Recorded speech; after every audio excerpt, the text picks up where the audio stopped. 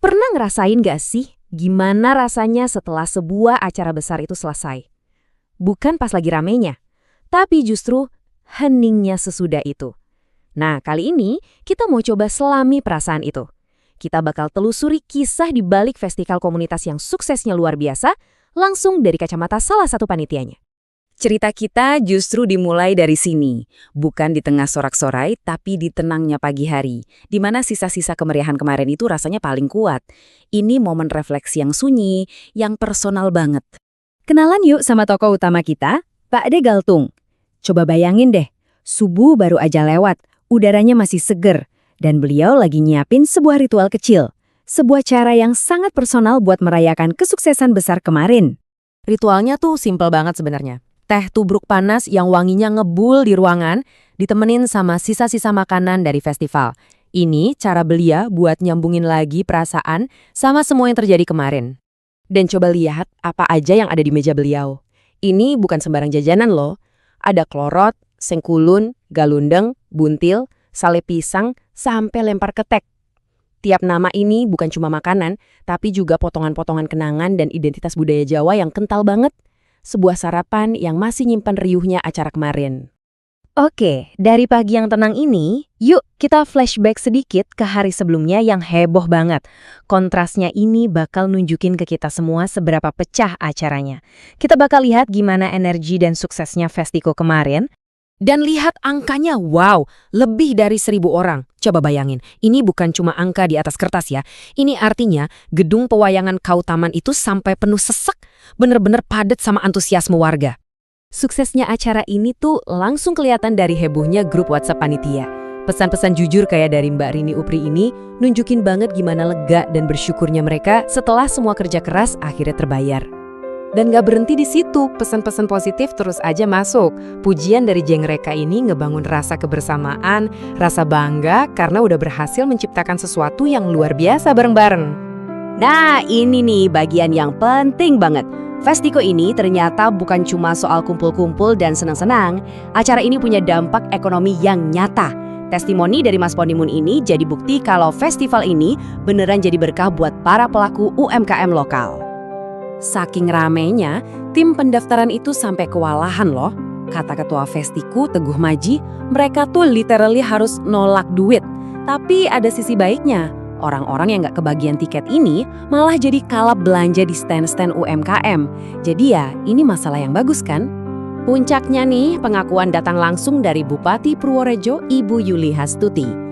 Pernyataan ini ngasih semacam stempel resmi, pujian yang menegaskan kalau Festiku ini bukan cuma acara komunitas biasa, tapi sebuah pencapaian penting yang diakui pemerintah. Oke, pertanyaannya sekarang, gimana ceritanya acara sesukses dan sebesar ini bisa ada? Yuk, kita mundur sedikit, lihat sejarahnya, gimana sebuah ide sederhana bisa tumbuh jadi acara besar yang dampaknya kemana-mana. Perjalanannya tuh luar biasa banget ya. Dulu di tahun 2008, ini cuma acara kumpul-kumpul biasa, semacam halal bihalal buat yang lagi mudik. Tujuannya simple, buat temu kangen aja. Tapi lihat sekarang, udah berevolusi total. Tujuannya jadi jauh lebih besar. Bukan cuma nyatuin orang, tapi juga nyambungin para perantau dengan denyut ekonomi dan budaya di kampung halaman. Nah, Guyup Ingparan yang disebut Ibu Bupati tadi itu intinya. Ini tuh konsep budaya yang jadi ya ruhnya Festiku. Filosofi tentang menjaga rasa kebersamaan dan kekeluargaan, bahkan waktu kita lagi jauh dari rumah atau merantau. Tapi ya namanya juga acara besar, pasti ada aja catatannya kan. Nah, sekarang kita masuk ke bagian yang nunjukin dewasanya para panitia. Gimana mereka ngelihat kekurangan itu bukan sebagai kegagalan, tapi justru sebagai pelajaran berharga. Coba deh lihat perbandingannya. Di satu sisi, suksesnya luar biasa. Di sisi lain, ada beberapa catatan. Tapi, coba perhatiin deh catatannya. Kursi nggak cukup, dawet ireng habis duluan. Ini tuh bukan soal gagal, tapi justru bukti saking ramenya acara. Permintaannya jauh melampaui perkiraan. Dan ini dia filosofi yang dipegang sama Pak De Galtung dan timnya. Buat mereka, yang penting itu bukan bikin acara yang sempurna tanpa cacat, tapi punya keberanian buat nyatat semua kekurangan itu dan komitmen buat memperbaikinya tahun depan. Itu yang bikin mereka keren. Oke, jadi setelah kita lihat semua tadi, dari kemeriahannya, sejarahnya, sampai ke refleksinya, apa sih sebenarnya makna paling dalam dari Festikiku ini? Yuk kita coba tarik benang merahnya buat nemuin esensi dari acara ini. Jawabannya ada di konsep ini, pertemuan rasa. Jadi Festiku itu bukan sekedar event, tapi lebih kayak sebuah wadah di mana berbagai macam perasaan itu ketemu.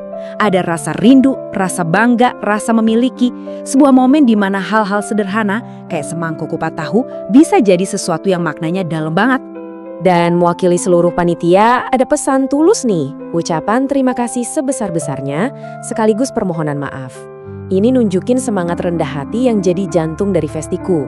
Mereka menghargai setiap doa, setiap tenaga, dan setiap waktu yang udah disumbangin.